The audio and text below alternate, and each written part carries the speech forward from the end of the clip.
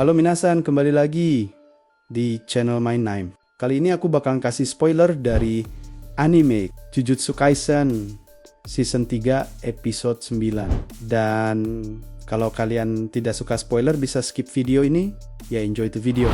Di awal episode memperlihatkan kilas balik masa lalu Hiromi. Higuruma ketika masih menjadi mahasiswa Fakultas Hukum. Ia tengah berbincang dengan temannya, Mr. Yoshizawa, yang menyarankan agar ia mengejar posisi sebagai hakim. Higuruma menolak usulan itu. Ia merasa tidak punya ambisi sebesar itu. Dan dari percakapan mereka tampak jelas bagaimana ia memandang hukum serta sifat manusia dengan sudut pandang yang dingin dan realistis. Momen ini menjadi fondasi cara berpikirnya dalam mengambil keputusan di masa kini. Cerita kemudian beralih ke Tokyo nomor 1. Koloni dalam Calling Game, Yuji Itadori masih terjebak di dalam domain expansion milik Higuruma Deadly Sentencing. Di ruang sidang tersebut, Judgment kembali memproses sidang ulang yang diminta Yuji. Tuduhan yang diajukan adalah pembantaian di Shibuya. Saat diberi kesempatan berbicara, Yuji tidak menyangkalnya. Ia langsung mengaku bersalah. Atas pengakuan itu, Judgment menjatuhkan dua hukuman sekaligus, confiscation dan death penalty. Seluruh energi kutukan Yuji disita, dan palu milik Higuruma berubah wujud menjadi Executioner Sword, pedang eksekusi yang mampu menewaskan target hanya dengan satu tebasan. Pertarungan pun tak terhindarkan. Tanpa energi kutukan, Yuji hanya mengandalkan kekuatan fisiknya. Ia bergerak gesit, menghindari tebasan, melempar kursi, bahkan menggunakan jaketnya sebagai pengalih perhatian untuk menciptakan celah. Sementara itu, Higuruma terus menekan dengan pedang eksekusinya, berniat menuntaskan vonis yang telah diputuskan.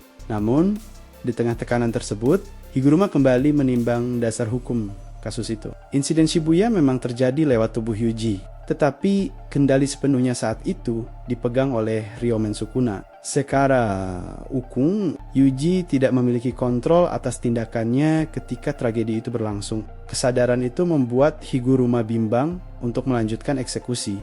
Sebagai mantan pengacara yang memperjuangkan keadilan, ia paham bahwa menghukum seseorang tanpa kendali penuh atas perbuatannya adalah kekeliruan. Karena itulah, tepat sebelum tebasan terakhir dijatuhkan, Higuruma menonaktifkan Executioner Sword. Begitu pedang itu lenyap, Yuji segera memanfaatkan kesempatan dan melayangkan pukulan keras ke arah Higuruma. Meski begitu, pertarungan tidak berakhir dengan salah satu tumbang. Suasana berubah menjadi percakapan serius.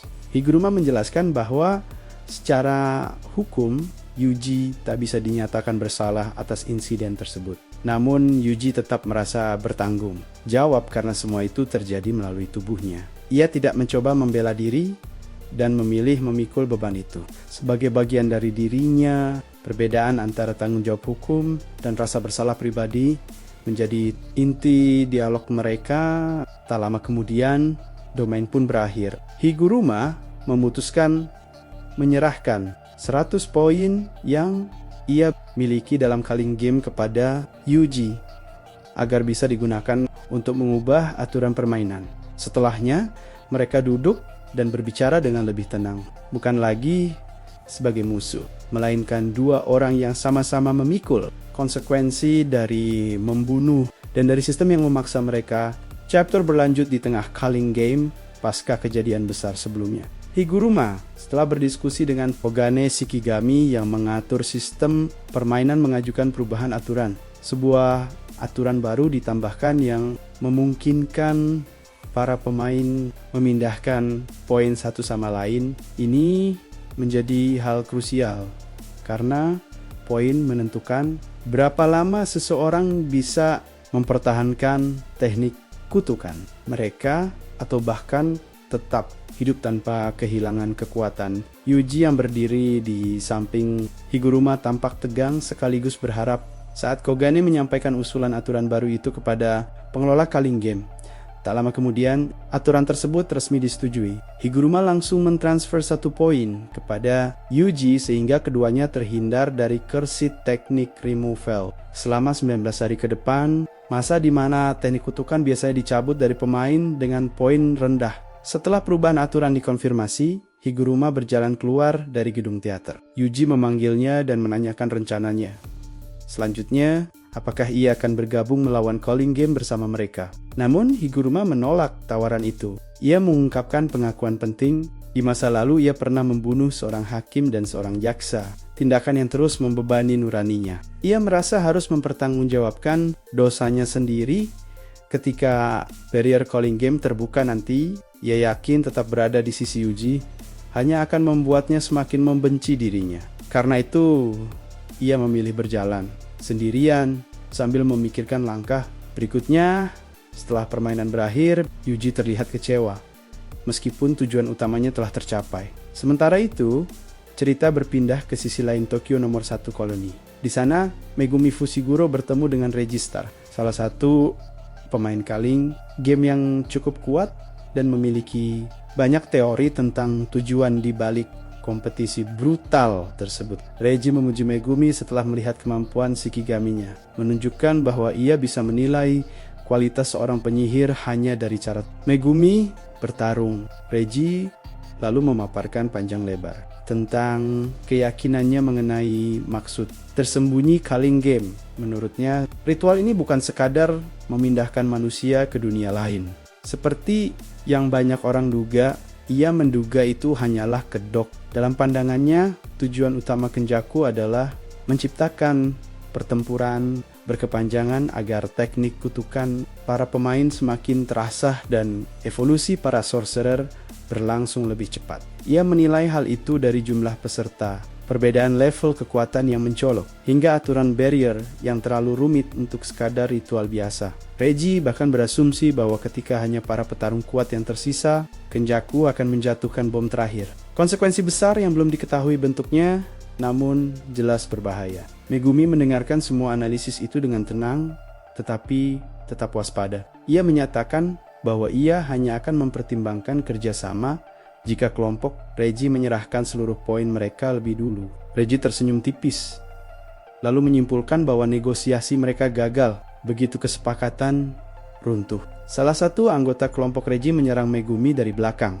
Reiji pun menjelaskan bahwa taktik mereka, termasuk memanfaatkan Remi sebagai umpan, adalah cara untuk menjebak target dengan rasa percaya palsu agar lengah. Remi membela diri dan menyebut Reiji sebagai Knight. Namun, Megumi tampak tak tertarik pada drama itu. Tak lama kemudian, Chizuru Hari muncul dan langsung menyerang dengan teknik kutukannya yang berbentuk cakar tajam. Megumi segera bersembunyi dalam bayangan dan memerintahkan Divine Dog Totality untuk menghadapi Reiji. Ia juga memanggil Nue yang menghantam Hari hingga terpental keluar gedung. Terungkap bahwa Megumi telah menempatkan Shikigami patroli di sekitar area sebagai persiapan, membuat lawan-lawannya terkejut dengan respons cepatnya. Situasi berubah ketika dua pisau meluncur masuk ke mulut Divine Dog Totality, membuatnya kesulitan bertarung. Megumi terkejut melihat Reiji tetap tanpa luka. Reiji menegaskan bahwa Megumi belum bertarung dengan sungguh-sungguh, dan jika terus seperti itu,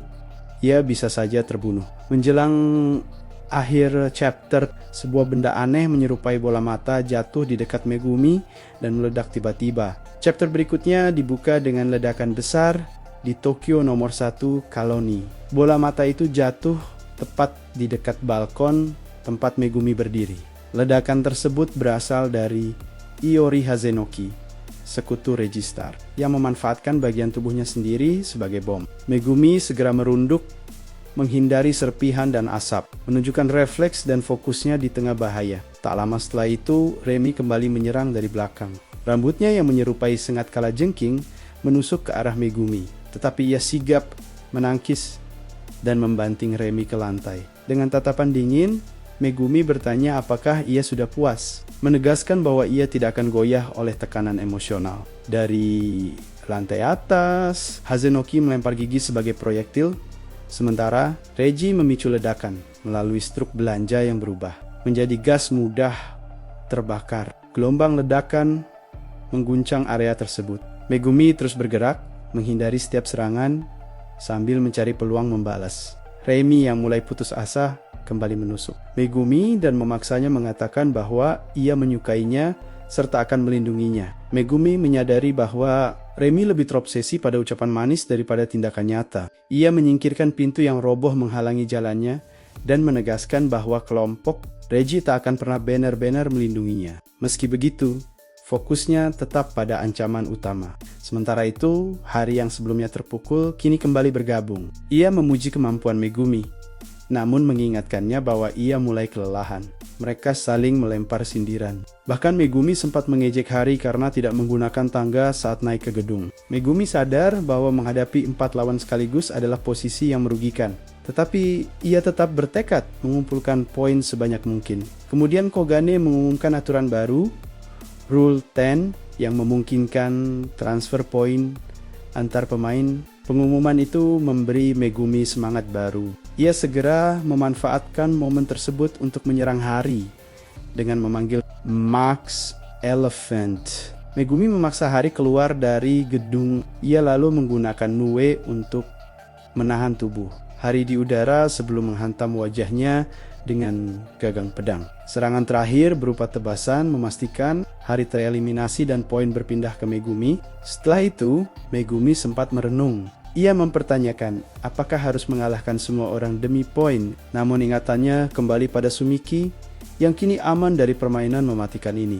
Pikiran itu menenangkan hatinya dan memperkuat tekadnya untuk menyelesaikan satu masalah demi satu. Sambil tetap mempercayai rekan-rekannya, namun pertarungan belum berakhir. Reggie dan Hazenoki turun ke lantai dasar sambil memanfaatkan payung sebagai alat bantu. Hazenoki kembali melepaskan giginya sebagai bom. Tepat saat ledakan hampir terjadi, seseorang tiba-tiba muncul dan menghadang serangan itu. Ia adalah Fumihiko Takaba, pendatang baru yang langsung mengejutkan semua orang di lokasi. Dengan santai, ia menyatakan bahwa pertarungan 2 lawan 1 itu tidak sportif dan menyebut Reggie serta Hazenoki sebagai pengecut. Anehnya, Takaba bersikeras bahwa serangan barusan sama sekali tidak melukainya. Padahal, darah masih menetes dari wajah dan kepalanya, membuat Megumi sendiri kebingungan. Chapter 168 pun ditutup dengan Megumi yang terengah-engah namun tetap berdiri tegak menghadapi musuh. Kehadiran Takaba mengubah alur pertarungan secara drastis, meninggalkan pertanyaan, apakah ia akan menjadi sekutu atau justru ancaman baru. Chapter berikutnya dibuka dengan keputusan Fumihiko Takaba untuk membantu Megumi Fushiguro. Pria berusia 35 tahun itu memiliki kemampuan unik. Ia mengklaim bisa menilai apakah seseorang baik atau jahat hanya dari wajahnya. Saat memandangi Megumi, Takaba sempat menyebut wajahnya terlihat buruk, namun segera meralatnya sebagai revisionist. Megumi mencoba meluruskan istilah tersebut. Dan dari percakapan singkat itu, ia menyadari bahwa Takaba adalah sosok eksentrik yang sulit ditebak. Meski demikian, karena Takaba telah melindunginya, Megumi memilih mempercayainya untuk sementara. Di pihak lawan, Registar dan Iori, Hazenoki tampak heran dengan kemunculan Takaba dan bertanya ia berasal dari era mana. Takaba langsung menyela dan salah paham. Mengira mereka menanyakan apakah dirinya lucu atau tidak, ia menjelaskan bahwa kostumnya terinspirasi dari superhero komedi. Tiba-tiba, aura Takaba berubah mengintimidasi saat ia bersiap melontarkan lelucon. Reggie dan Hazenoki bersiap menghadapi serangan, tetapi Takaba justru berkata, "Jangan menikah denganku. Aku tidak mau kamu jadi wifiku." Tak satu pun tertawa, semakin menegaskan keanehannya.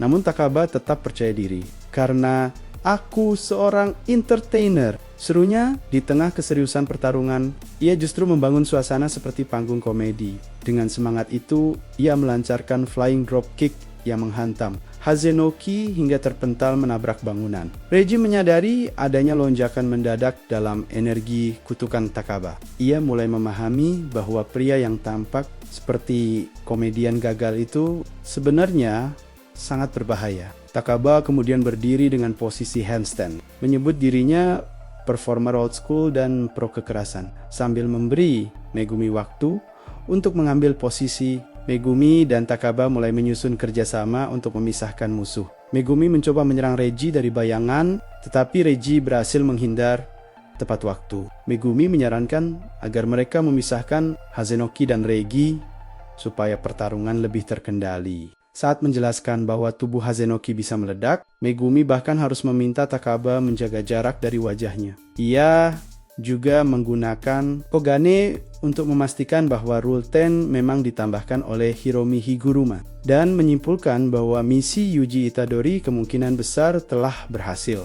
Megumi memberi tawaran pada Reiji untuk mundur dan membiarkannya keluar koloni. Tetapi Reiji menolak karena ingin menebus poin milik Chizuru Hari. Hazenoki yang telah pulih mencoba menyerang Takaba lagi. Takaba sempat mengabaikannya dan memperkenalkan diri dengan benar kepada Megumi. Megumi meminta Takaba merebut poin Hazenoki jika memungkinkan, dan Takaba menyetujui dengan syarat ia tetap bisa menghibur. Bagi Megumi, selama itu membantu kemenangan, tidak masalah. Kini Megumi bersiap bertarung tanpa menahan diri. Ia memperingatkan Reiji bahwa kali ini ia akan serius. Takaba mulai memunculkan sparks dan menangkis proyektil ledakan Hazenoki menggunakan kipasnya dengan gesit.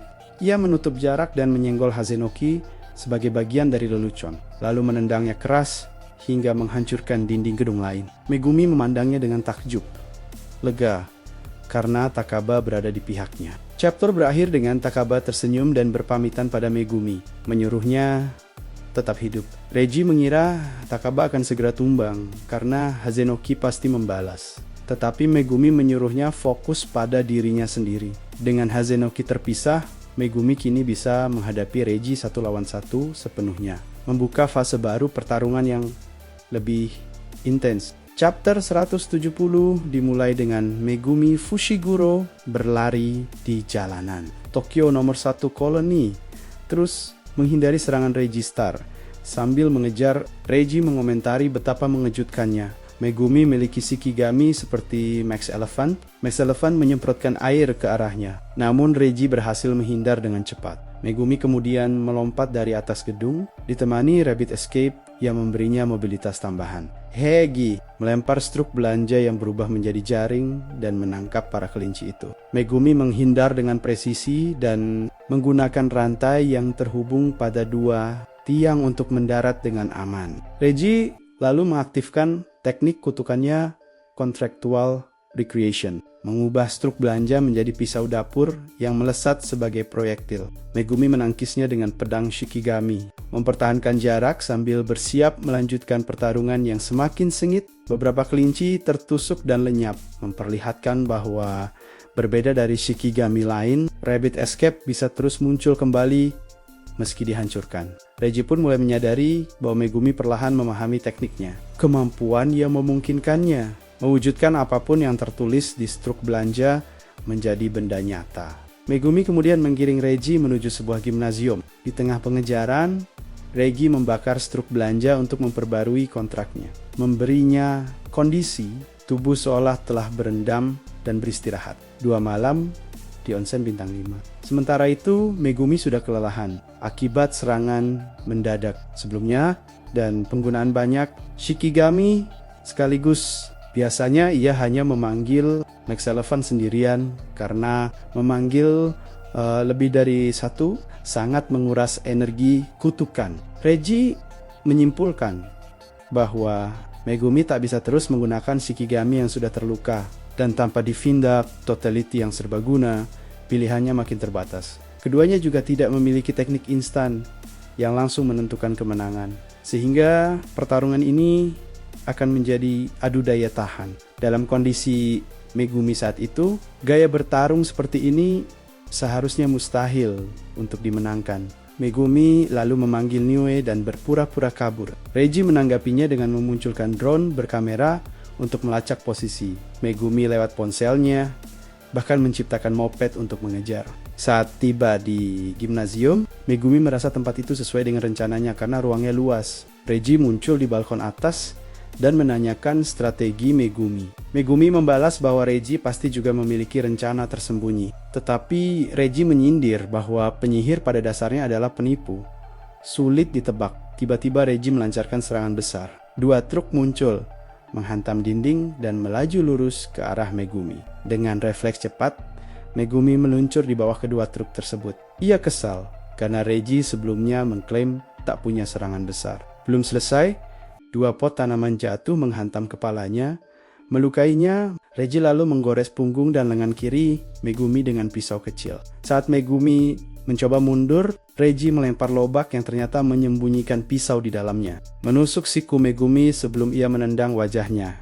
Meski tubuhnya terluka dan terhempas, Megumi tetap bangkit. Ia memahami bahwa Reiji dapat mengendalikan benda yang ia ciptakan, membuat pisau dan objek lain melayang sesuai kehendaknya. Reiji bahkan mencoba menawar, ingin segera merebut poin Megumi. Megumi akhirnya mempersiapkan serangan balasan. Ia Sadabawa, membuat penghalang domain di atas. Lingkungan nyata yang ukurannya tidak seragam itu sulit, tetapi gimnasium menyediakan ruang ideal. Dengan tekad bulat, ia mengaktifkan domain expansion Chimera Shadow Garden, menutup ruang gym secara paksa dan menjebak Reiji di dalamnya. Reiji terkejut, tak menyangka Megumi mampu menggunakan domain dengan tatapan tegas. Megumi berkata, "Aku tak pernah bilang tak punya serangan besar." Dinamika pertarungan pun berubah total. Chapter 170 ditutup dengan Megumi memegang kendali dan inisiatif, siap menjalani duel sesungguhnya melawan Reiji tanpa lagi menahan diri. Chapter 171 dibuka dengan Chimera Shadow Garden yang sepenuhnya menyelimuti gimnasium, menjadikannya lautan bayangan yang memerangkap Reiji Star. Reiji segera menggunakan teknik anti-domain, Hollow Wicker Basket, cikal bakal simple domain untuk menetralkan efek pasti mengenai. Ia yakin sudah aman. Namun tiba-tiba 4 kodok muncul dari bayangan cair dan melilit kedua kakinya dengan lidah mereka. Reiji kebingungan karena merasa seharusnya tak bisa diserang, tanpa menyadari bahwa domain Megumi belum sempurna dan tidak mengikuti aturan lazim. Memanfaatkan celah itu, Megumi memanggil 2 Shadow Clone yang langsung menyeruduk Reiji. Dengan kakinya terikat, Reiji tak mampu menghindari rentetan serangan. Ia akhirnya memanggil pisau tempur untuk memotong lidah kodok dan membebaskan diri. Begitu lepas, Reiji menyerang dengan parang, namun klon Megumi kembali muncul, menangkap kakinya dan melemparkannya ke arah tubuh asli Megumi yang telah siap mengayunkan pedang. Reiji menahan tebasan itu dengan parang, tetapi klon Zue menghantam wajahnya dengan siku keras. Megumi menjelaskan bahwa bayangan yang ia simpan memiliki berat nyata, sehingga Shikigami dan klonnya benar-benar memiliki masa sebelum menyerang. Reiji pun menyadari bahwa meski domain ini tidak memiliki serangan pasti, peningkatan kemampuan Megumi di dalamnya jauh lebih berbahaya daripada domain mematikan biasa. Mencari celah, Reiji kembali memakai Contractual Recreation, menebarkan struk belanja di udara. Megumi mencoba menghentikannya dengan Nue, namun terlambat. 3 mobil tercipta dan jatuh ke lantai bayangan domain. Reiji sadar seluruh ruangan adalah bayangan Megumi dan bahwa Megumi hanya membawa 1 kursi tool. Strategi itu memaksa. Megumi menanggung berat sekitar 2,4 ton di dalam domainnya sendiri. Klonnya menghilang dan tubuhnya membungkuk menahan tekanan. Reiji tetap waspada, yakin Megumi mungkin masih punya kartu lain, dan terus menambah beban untuk melumpuhkannya. Namun, Megumi tetap tenang. Ia mengingatkan bahwa meski belum sempurna, domain tetaplah domain, bayangan ada di mana-mana, bahkan di atas kepala Reiji. Dari bayangan di langit-langit, Megumi memanggil Max Elephant. Shikigami raksasa itu jatuh tepat di atas Reiji. Pertarungan pun berubah menjadi adu ketahanan. Megumi menatap lawannya dengan penuh tekad dan menantang. Siapa yang akan hancur lebih dulu?